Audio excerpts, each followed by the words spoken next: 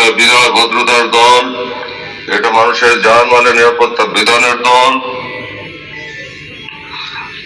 এবং দেশকে বাঁচানোর দল, দেশের উন্নতির জন্য আত্মত্যাগ করার দল, ভোগের দল এটা নয়।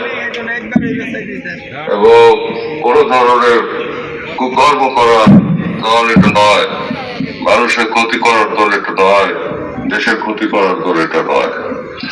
বিগত ঘটনাবলী যা কিছু নিকট অতীতে হয়ে গেল, অত্যন্ত মর্মবিদারী ঘটনা, অসংখ্য যার প্রাণ, অমূল্য প্রাণ ঝরে গেল অকারণেই ঝরে গেল। খুব সহজেই যেটা মেটানো যেত, কিন্তু দুর্ভাগ্যজনক ভাবে আমার ছাত্র জনতা ভাইরা জীবন দিলেন। অনেকেই জীবন দিল বাধ্য হয়ে, পরিস্থিতির শিকার হয়ে। আমি তাদের জন্য আল্লাহর দরবারে দোয়া করি এরকম ঘটনা যেন আর না ঘটে বাংলাদেশে। আমরা যেন তাদেরকে যেন আল্লাহ তাআলা আমার দয়াল গুরুর সিরায়, দয়াল নবীর তোফায়েলে আল্লাহ তাআলা যেন জান্নাতুল ফেরদাউস নসিব করেন। সেই সঙ্গে দেশের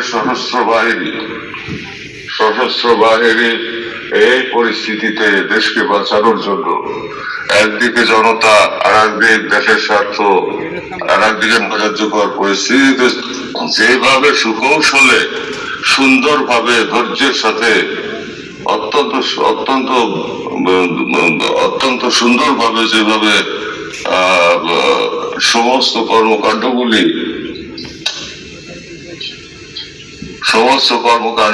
এই পর্যন্ত পরিচালনা করে দেশকে হেফাজত করছে। আমি আমার সশস্ত্র বাহিনীর এই কর্মকাণ্ডে গর্বিত এবং বৈষম্য বিরোধী ছাত্র আন্দোলনে যে সমস্ত আমার ছাত্র সন্তানরা, আমার ছেলে মেয়েরা যেভাবে আত্মত্যাগ করতেছেন এবং রাস্তাঘাটের যেভাবে তারা নিরাপত্তা বিধান করতেছে, আমরাও তাদের সাথে কাঁধে কাঁধ মিলিয়ে কাজ করছি। আমি বলে দিয়েছি, তাদের সাথে কাঁধে কাঁধ মিলিয়ে কাজ করো, দেশকে বাঁচাও, দেশকে সুন্দর করো। তারা যেভাবে রাস্তাঘাট পরিষ্কার করছে, তারা যেভাবে ট্রাফিক নিয়ন্ত্রণ করছে, এটা সত্যি প্রশংসার দাবিদার। এবং এখান থেকে একটি নতুন প্রজন্ম প্রজ্বলিত হচ্ছে, যেই প্রজন্মের মাধ্যমে ভবিষ্যৎ বাংলাদেশে একটি নতুন সংসার, শান্তিময় সংসার বিনির্মাণে স্বপ্ন আমরা দেখতে পাচ্ছি। তাই আমি প্রশংসা করি বৈষম্য বিরোধী ছাত্র আন্দোলনে আমার সন্তানদেরকে, আমার ছেলে মেয়েদেরকে, সেই সঙ্গে প্রশংসা করি সশস্ত্র বাহিনীকে এবং প্রশংসা করি আমার দেশবাসীকে, শান্তিপ্রিয় দেশবাসীকে। আমাদের এখন বাঁচতে হবে, দেশকে বাঁচাইতে হবে।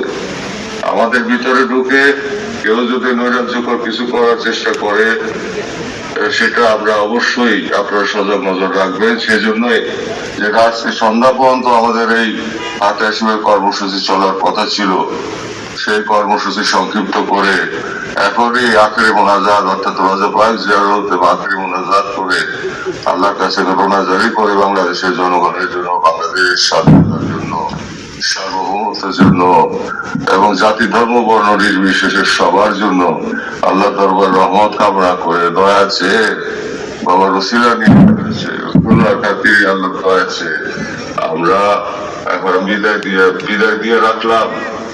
আল্লাহ পাক আপনারা সবাই এখন রোজা পাক জিয়ারত হবে, আপনারা সবাই রোজা পাক জিয়ারতে শরীক হন। রোজা পাক জিয়ারতের সাথেই আখেরি মোনাজাত হবে আল্লাহ দরবার। সবাই বাবার ওসিলা দিয়ে আল্লাহ দরবার আপনারা হাত তুলবেন,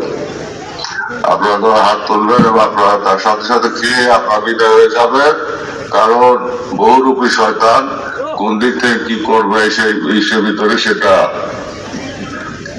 সেজন্যই আর দেরি করা উচিত হবে না। আপনারা আসছে, আমি এত খুশি হয়েছি, সন্তুষ্ট হয়েছি যে আমি না ডাকতে আপনারা চলে আসছেন। আমি তো এত ব্যাপকভাবে আসতে বলছিলাম না, যাই হোক আপনারা না ডাকতেই চলে আসছেন। আপনারা খাজা বাবার মহব্বতে আসছেন, আমার মহব্বত তো আসেন নাই, যার প্রেমে পাগল আপনারা তার মহব্বত আপনারা আসছেন। তাই আমি আপনাদের প্রতি আমার দোয়া, যারা আমার কেবলা জনের নেক নজর, যারা আপনাদের বিভূষিত হয়, আল্লাহ তাআলা পার রহমতে আপনারা বিভূষিত হন এবং আপনাদের মনে নেক মাকাসে পূরণ হোক।